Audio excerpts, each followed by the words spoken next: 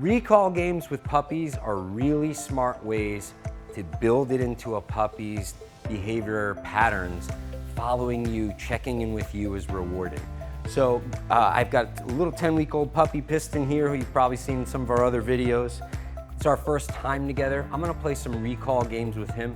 Sometimes the simplest things can be really effective. All I'm gonna do is run away from him and reward him for coming and finding me. Ready, bud? Right? So we know that running away and bending down brings a dog in. Good boy, hi.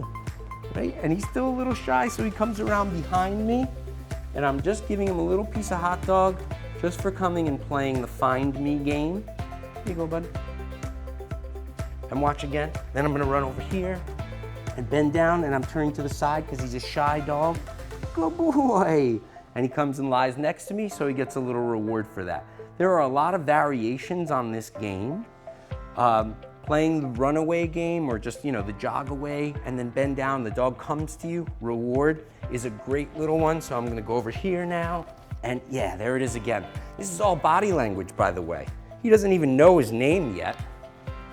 And I'm not saying any name, I'm just moving around, moving away from him, encouraging him in with my body language. He's getting a little full on hot dogs because we've been doing a lot of training. And when he comes in, I'm rewarding him. Okay, cute, he's getting a little tired. When you train puppies, they do not have the stamina that adolescent and adult dogs have, so keeping it to relatively short sessions is good. Always remember that even 3 to 5 minutes of training, if you rewarded the behaviors you like, can be very effective. You don't have to have long sessions for dogs to learn. So I'll do one more where I try and draw him up to me so you can see, and then I want to talk about another variation on it, which is hide and seek.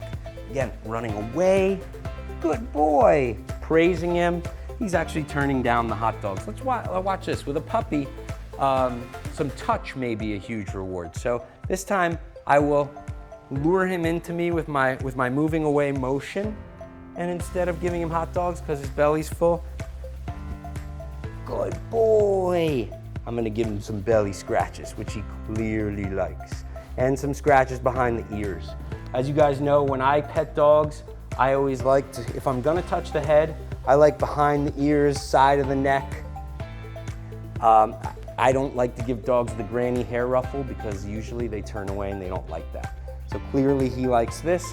One more time, if I go over here, let's see if he comes in. What a good boy. Little belly rubs, little scratchies behind the ears, side of the neck. He loves it. He's leaning right into my hand. These are the beginnings of come when called. And you can play games like this in your house or your apartment.